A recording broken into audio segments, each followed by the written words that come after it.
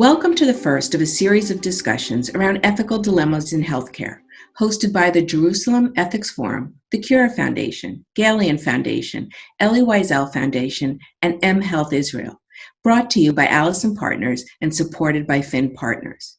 Today we'll be talking about COVID-19 with respect to ethical issues that have arisen around providing care at an individual level, the social disparity of healthcare, governments mandating movement restrictions and quarantines, and the overall preparedness of addressing the pandemic globally versus country by country and even city by city.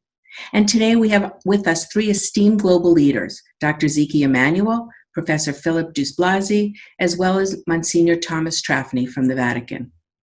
It should be a thought-provoking 45 minutes, and we appreciate your participation. Now let's begin. Even though brilliant minds such as Bill Gates in 2015 said that we weren't ready for a pandemic should one occur, we still didn't do enough to be ready for SARS-CoV-2 virus. Dr. Emanuel, how would you rate our preparedness on a scorecard, and what should we do to protect ourselves from a second wave of COVID-19 or any other infectious biologic? Well, I would say that we generally got a C. Let me make a few points. First of all, we should have been prepared. I began working on pandemic preparedness in 2005. That was pretty soon after SARS, people will remember. The new Secretary of Health and Human Services in the United States who came in, Michael Levitt, saw that we were unprepared and asked the Department of HHS to develop a pandemic preparedness plan. And they did that. They had some weaknesses in that plan, especially when it came to the ethics of distributing ventilators and vaccines. We criticized that, and then I began working on allocating scarce resources during a pandemic.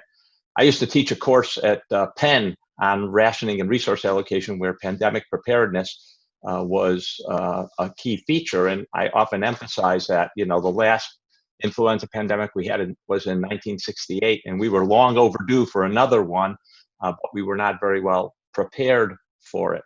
And I think despite SARS, Zika, Ebola, MERS, H1N1, we didn't do it.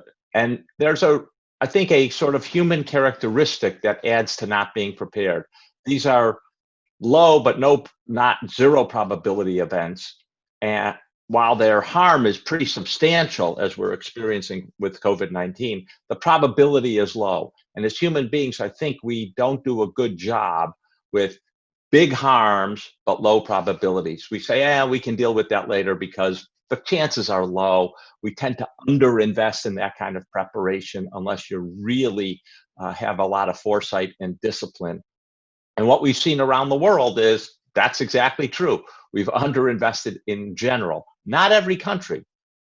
Two countries that have done a remarkably good job, South Korea and Taiwan, they invested heavily because a lot of these viruses originate in China, and they were fearful of their proximity to China, getting information from China and things like that. And they did prepare extremely well, and they have benefited, as we can all see, from that preparation. I think Taiwan has had a maximum, despite being so close to China and with a lot of exchanges, they have had 500 cases and I think less than 10 deaths.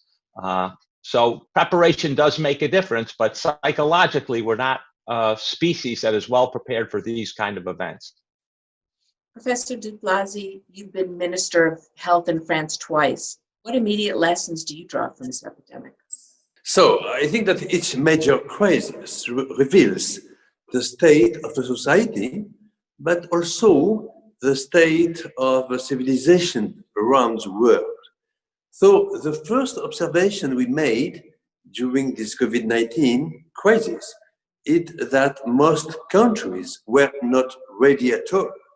No mask stocks to protect themselves, no test stocks to screen, no organized and coordinated systems to isolate the patients, to avoid the contagion of the disease.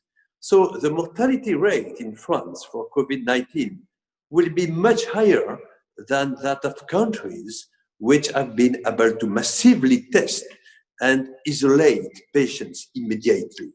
So officials will have to provide explanations.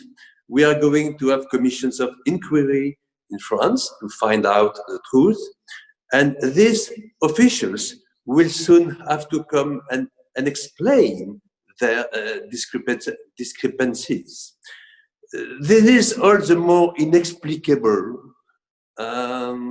since I presented to the Council of Ministers in 2004, when I was Minister of Health, a plan to fight a pandemic. So why didn't we activate this plan? Are there people in this country who are naive enough to hold the disappearance of epidemics as established for eternity, and to deduce that all precaution is unessential? So the recent epidemics have reminded us in our European latitudes how many and fearsome are tuberculosis, poliomyelitis, smallpox, not to mention the annual epidemic of flu. So we all have to remember that. So, you know, it's a very good point when we look at all of this. And I want to go back to something that you just said, Dr. Emanuel, about prioritizing of care. There was such an onslaught in Italy and Spain and France of sick people coming to the ERs and the hospitals all at the same time. And there isn't enough resources. So people used age to say a child should get the ventilator over an adult, or an adult should get a ventilator over someone elderly. You know, we took an oath to do no harm. So how do you do that? How do you take care of everybody when those resources aren't there? So first of all, I think it's really important to understand that situation of what is termed absolutely scarce resources. Absolutely scarce resources are ones where you don't have enough for every person who has medical need. And a choice is forced upon you, not willy-nilly, but by nature and by the shortage. Over time, over history, we've faced such shortages. When we initially developed insulin in 1920, there was a shortage because we couldn't produce enough. When penicillin was initially developed in the 1940s during World War II, similarly, there wasn't enough. You had to ration among people who could benefit from it. When chronic dialysis was initially developed, we also had to ration because there just weren't enough machines until we financed more developed machines. Similarly with HIV drugs initially. So this is a case, not that people are deciding or doctors are deciding some people won't live. This is a case where nature is forcing these kind of decisions. As I said, in 2005, 2006, I initially got started in looking at the ethics of allocating resources that are scarce. Organs for transplantation is another good example. And we have recommended using age as a criteria where appropriate. It's not the first criteria. The first two criteria are maximizing the number of people saved, but also maximizing the number of life years saved. And I have done informal surveys. I've given talks on this to hundreds of audiences in many, many different countries.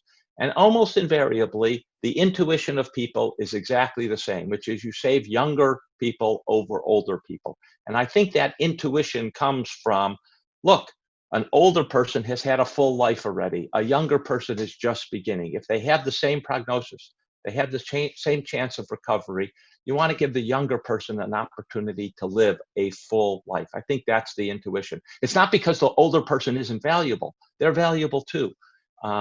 Everyone's valuable. It's just that what we want is to allow people to live a complete life.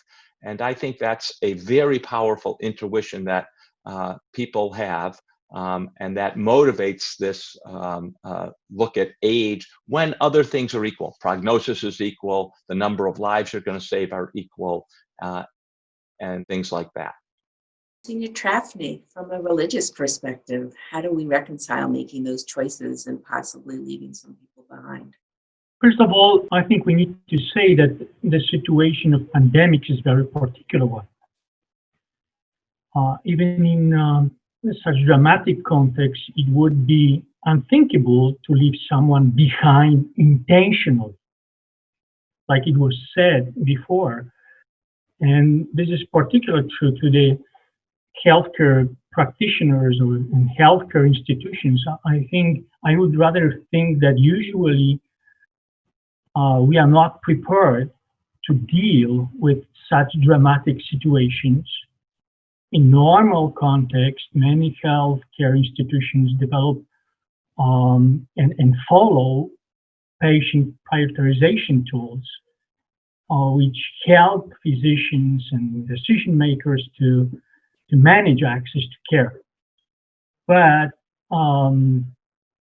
preparing to this meeting, I went through some papers, and what was said before is true, that in some studies suggest that within the context of limited resources, the healthcare practitioners tend to adopt the utilitarian approach, prioritizing, for example, children, young individuals, married women, instead of, for example, elderly person.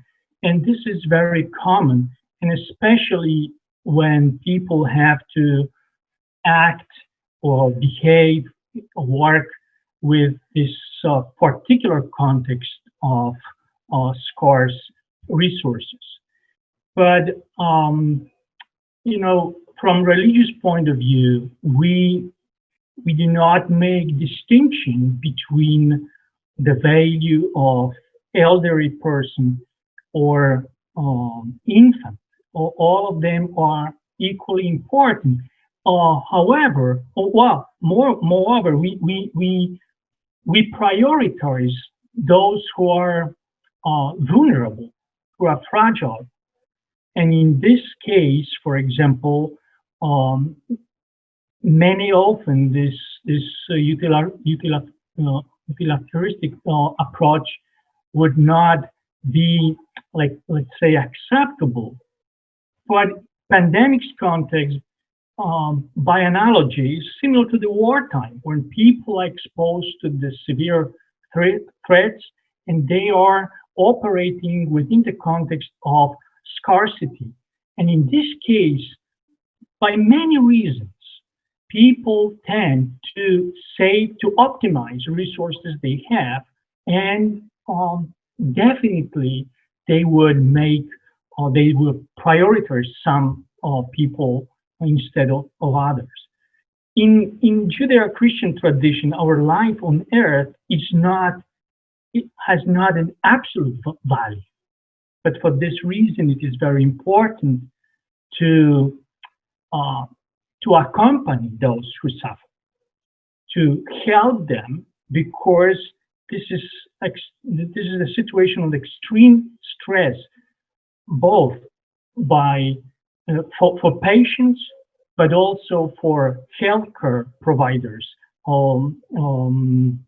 let's say physicians, nurses, and the entire staff. So for this reason, I think it's important to provide for some spiritual, psychological assistance that will help them to manage this situation. Because to make choice between those who has to be saved and those who will be left behind is also a huge psychological burden for those who are called to cure and to assist them. Can I just, there are two things. So first of all, there are many reasons, I think, as the Monsignor said, to support the idea that the young should be saved in preference to the old in absolute scarcity moments. It's not just utilitarianism. I don't mean to be pedantic about it, but there are almost everybody believes that, regardless of their philosophical or spiritual or religious affiliation, it's not just utilitarian that we're maximizing the greatest good for the greatest number. It's many, many different ethical traditions accept that notion.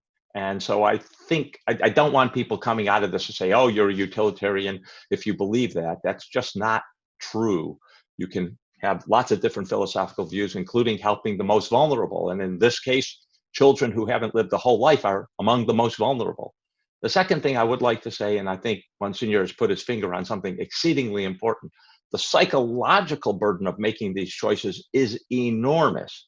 And I think the system recognizes that we have a lot of psychological burden on healthcare workers providing these kind of choices, but I don't think we've been very good at addressing or figuring out how to address that psychological burden when they are confronted with this onslaught of decisions about who to save and who not to save.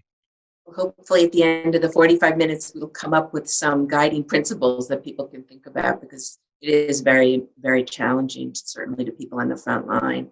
I'm talking about resources. Obviously, we don't have enough resources, but also there's been a real difference in disparity of health. And clearly the poor have had worse outcomes. They can't quarantine. They don't even have summer homelessness. There's no place where they can self-isolate, and they have nowhere to go. So how do we look at this? And maybe to start with Professor Douste-Blazy, on an international perspective, do you consider, that we're making the right response? Is it relevant for all of people, or could we be doing better to make sure that we meet all of our constituents? Yes, the second obvious observation of the interdependence that exists between us with today's means of transport, especially the air transport.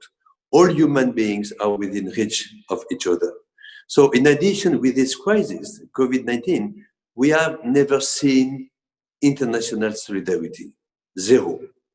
Everyone believed that its national interest was to resist the local government team. On the ethical level, we must defend the idea that health is a global public good, as food, as education, etc. That it is a fundamental right for every human being in the same way as water, food, education. We must draw conclusions for the governance of the WHO, the World Health Organization. Why is WHO ineffective? Because it has no forcing means. We must provide the WHO with binding powers as we have for the World Trade Organization. We have managed to do for trade. We have not been able to do so for health. So how can we think that it does not take a global COP to ensure that all the countries worldwide are well prepared if an epidemic arrives? The health of the world's population is at this price. One day, one epidemic will arrive with a more contagious and more virulent virus, and no one will forgive politicians for not being collectively prepared. The other major ethical issue is the universal access to anti-COVID-19 treatments or vaccine worldwide. Indeed, the vision of this new world order must lead to a voluntary policy of manufacturing affordable, and I repeat, affordable medicines and vaccines for all populations, including the poorest. Dr. Emanuel, do you have thoughts on this? Look, I couldn't agree more that we do need to ensure that we have a universal response. One of the, I think, unfortunate facts is that COVID-19 has come at a moment of divisiveness in many countries, of populism, which is built on divisiveness in many countries. Certainly in the United States, as I think in many other countries, we see that the poor immigrants are particularly hard hit by COVID-19. There are many reasons for that. One is they have a disproportionate number of comorbidities, whether obesity, diabetes, hypertension, and they certainly experience a lot of that, which puts them at higher risk for adverse events from COVID-19. Second, I think, as the professor mentioned, often the housing situations make it hard to socially distance and to create separation from other family members who might be positive, as well as other people in the community. There's just simply more density, and more density facilitates transmission, and that has been a serious problem both at home but also in the work environment. We in the United States have experienced these outbreaks in meatpacking plants. It's not because of the lifestyle of the meatpacking workers, it's because of the way the plants are structured and operated, that people are working close together. There's no real separation. It's a cool environment that facilitates transmission of the virus. So we need to examine all of it. And finally, we need to ensure, I think, as the professor adequately said, universal access. Now, initially, a vaccine or a therapeutic will not be universally accessed to 7.5 billion people across the globe. How we ration that, like how we ration resources in a country, is going to be a challenge.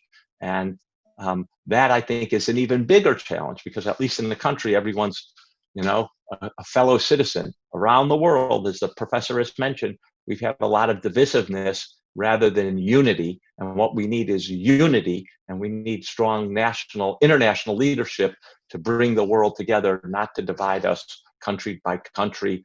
That has been unproductive in many ways, and it'll be unproductive when it comes to a pandemic. And it'll make it harder to address rather than easier to address. And do you think education is a way where, instead of mandating differences, the restrictions, that we can help educate people to be more responsible, so that you're helping, everyone is doing their part in the spread, as opposed to mandating the serious restrictions that we're seeing? So what we know from behavioral science is that you can get a lot of adherence by social norming, by creating the right norms. Make it easy for people, for example, to wear face masks, to social distance, making it actually the social norm that, celebrities do it, politicians do it, everyone does it. One of the things we know about people is, how are we supposed to behave? Well, we look around us and see how other people are behaving. And if 99% of the population is wearing a mask, guess what we'll do? We'll wear a mask. And so I think that, and you don't need a law for that. That can just be, if the masks are free and everyone else is wearing a mask, I'll do it too. And I think that kind of social norming coming from the top is really important. Lead by example. Absolutely. And it's really important in a pandemic where, the last thing we want to do is to be paternalistic and say, you don't wear a mask, we're going to fine you thousands of dollars. That's not really effective.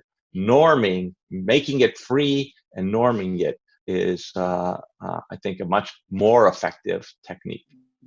And Monsignor Trafny, certainly the Pope has taken that stance, obviously used to large gatherings, certainly at Easter and his masses, and really has encouraged people to stay home. They've closed the churches. How do you continue to serve and be there as a resource under these circumstances? Definitely, sometimes it's very difficult to draw a clear demarcation line between the necessary prudence because of possible threat and the right to exercise our faith. And I have no doubt that if we would live in medieval time, we would see a lot of people gathering for religious processions and celebrations. And I think that the history taught us a very important lesson, and we are dealing with a very new situation. The COVID-19 phenomenon is still subject to studies that seek to fully understand it. And that is why it seems wise for now to make the principle of prudence prevail. However, it should push us to find new ways to accompany those who need spiritual support, to assist them. And I can see that many pastors, many priests, rabbis, spiritual leaders are searching for new ways how to reach their followers and how to assist them correctly in this particular situation. And I think that until we are investigating, the scientific community is investigating on this virus, we need to be prudent and we need to be patient also, even though sometimes it's very, very hard to do. And of course, what you are asking before for the situation of poor people, homeless people, this is very difficult for all of us. But this is also a opportunity to collaborate between state and religious institutions, because together they can play an important role providing for suitable structures where to stay and be assisted. If people would accept that, because we know that many people, even though they are homeless, they have difficulties to enter in a specific institution because it means to accept certain rules of social behavior, and not everyone wants to do that. But it is an emergency. Only in Italy, the estimation is that we have about 50,000 homeless people, and approximately at least 8,000 only in Rome. So those situations cause a particular, I would say,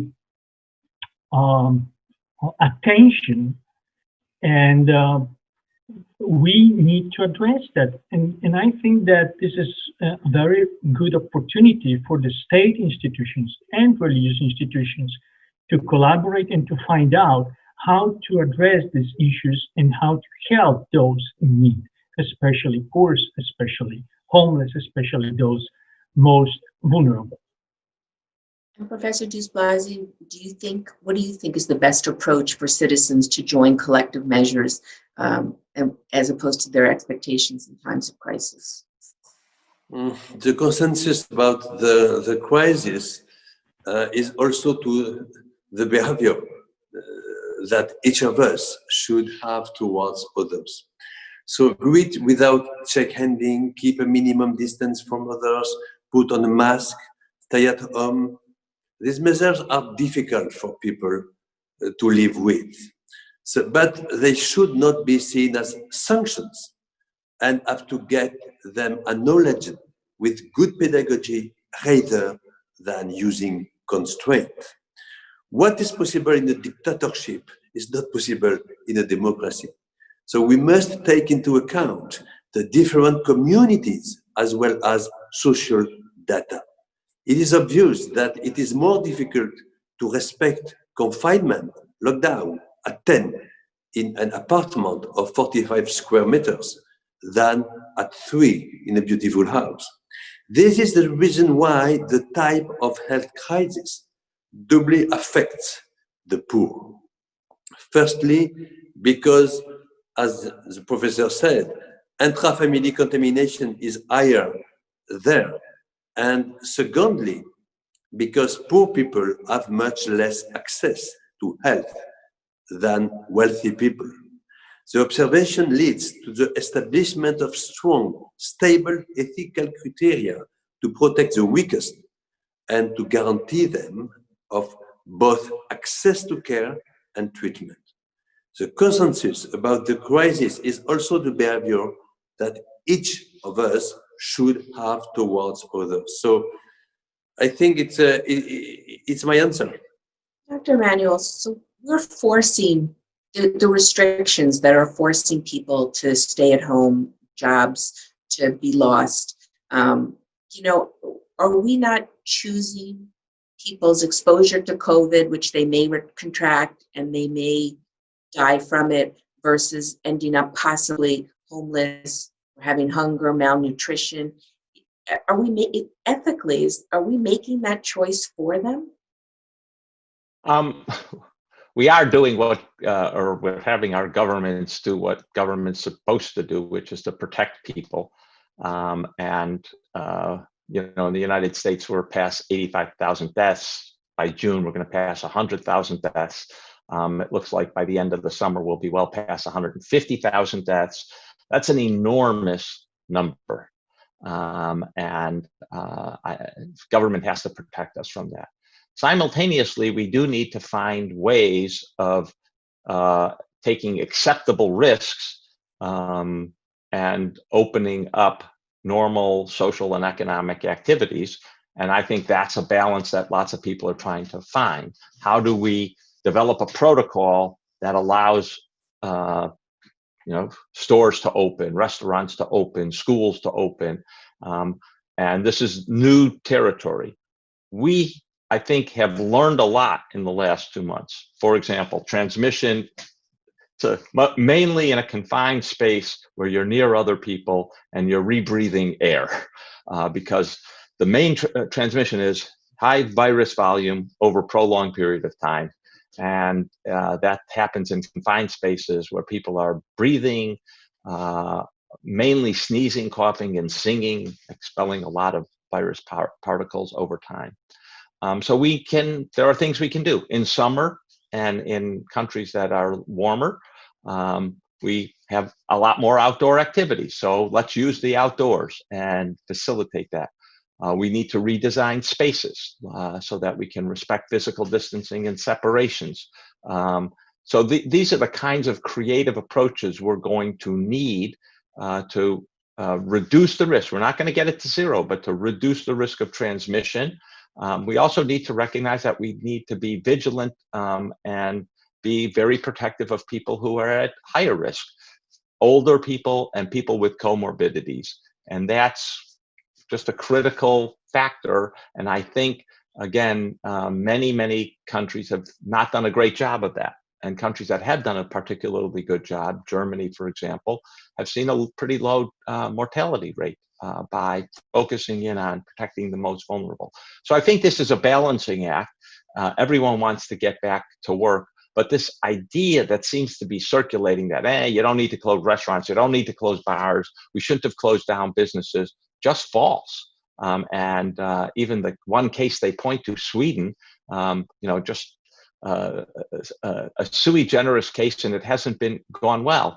It is a country, as I mentioned, that over 50% of the population lives alone. Well, that makes it easier. Two, they have a low rate of comorbidities. Three, the rest of the country outside a few major cities is very dispersed. The number of people per square mile is low. Nonetheless, Sweden has had a very high mortality rate, much higher than its neighbors, Norway, Finland, Denmark, Germany. And its GDP, it's not like its GDP is hunky-dory. It's going to estimate to go down for the year 7 to 10%.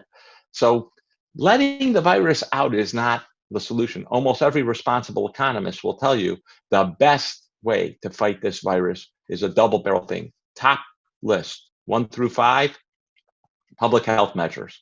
Reduce the transmission, give confidence to people that if they go out and engage in activities, they're not going to get sick and potentially die.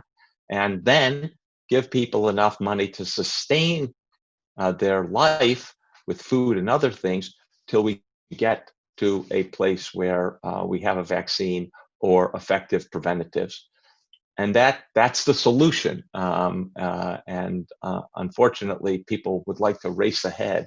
And I think have been doing it, and certainly in some places, and not a very responsible manner. So take your time and be measured, but there's hope out there. It's not keep things closed till 2029. We can't keep closed. Well, even end of 2021, we can't keep closed that long. We need to have activities, and we need to recognize, look, I'm not a big sports fan, but I think returning sports is, especially to TVs, is really important. Because lots of people are sports fans. It's a symbol of returning to normalcy. People like engaging in it.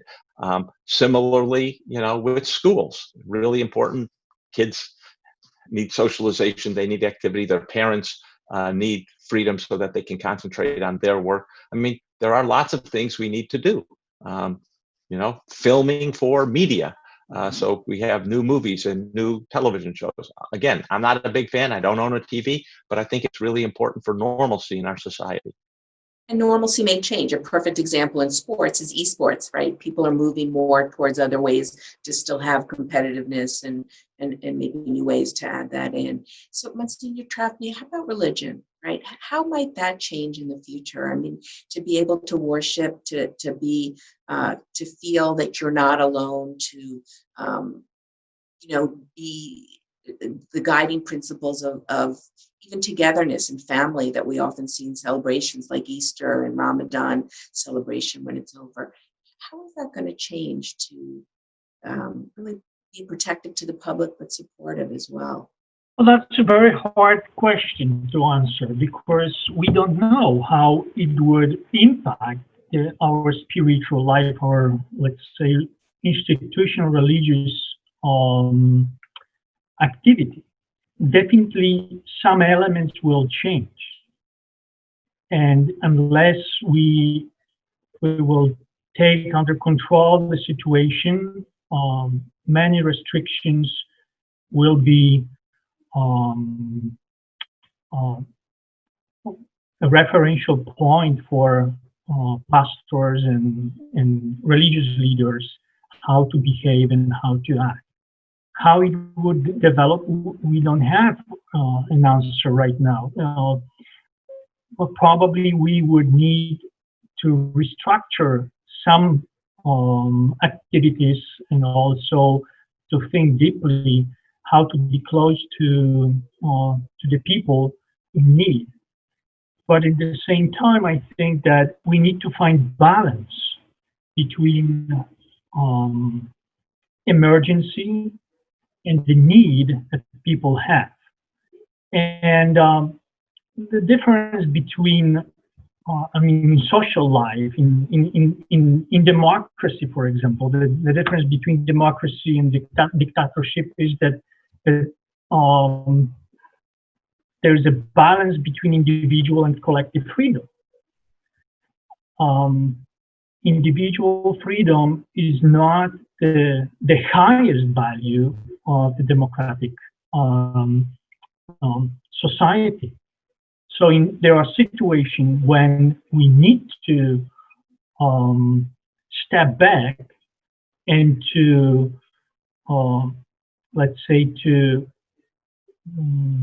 not to deny, but to acknowledge that we have to limit ourselves for the good of others, to protect others. And this refers not only to work life, economy, and let's say social activities. This refers to all aspects of human life, also to religious or spiritual dimension. There are situations when we have to be particularly aware of this context, and we need to adopt ourselves. And in this sense, I think that we would need to educate people over time to perceive the reality differently, like they used to do that.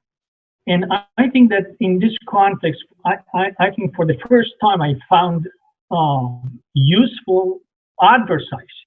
At least in Italy, there's a lot of institutional advertising that is making people aware of measures that will help them to prevent the spread of the disease or the virus. This has an impact on our life, but it's one of the most positive impacts that I can see that people are learning from this, not to let's say to put money to the system, but simply to behave better, to be more aware of others. And I think this will change our way of living and our way of perceiving the reality, which is completely new. And Professor Douste-Blazy, what would you say we should implement tomorrow? We heard a little bit about going forward from Dr. Emanuel, how to proceed. As far as consequences for our health, what should we do tomorrow? So, you know, today most countries are developing a curative and individual health policy.